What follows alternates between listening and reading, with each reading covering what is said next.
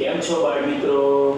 મજામાં ને? બાળ મિત્રો, આજે આપણે 7 પૂંછડીવાળા એક ઉંદરની વાર્તા જોવાના છે. એ વાર્તાનું શીર્ષક છે ઉંદર 7 પૂંછડીઓ. તો ચાલો જોઈએ ઉંદર 7 પૂંછડીઓ. એક સરસ મજાનું ઘર હતું. એ ઘરમાં એક ઉંદરડી અને તેના સરસ મજાના બચ્ચાઓ રહેતા હતા. તે ઉંદરડીના બચ્ચાઓમાં સૌથી નાનું બચ્ચુંને 7 પૂંછડીઓ હતી. ઉંદરડી એ સૌથી નાનું બચ્ચુંનું ખૂબ કાળજી અને જતન કરતી. થોડા દિવસો પ્રસાર થતા એ 7 પૂંછડીવાળો ઉંદર થોડો મોટો થયો. તેથી ઉંદરડીને એ 7 પૂંછડીવાળા ઉંદરને ભણાવવાની ઈચ્છા થઈ.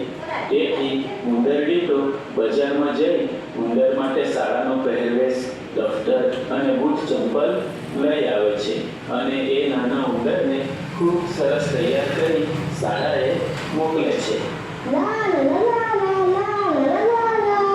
એમ ગીત ગાતો ગાતો ઉંદર તો શાળાએ જવા નીકળે છે.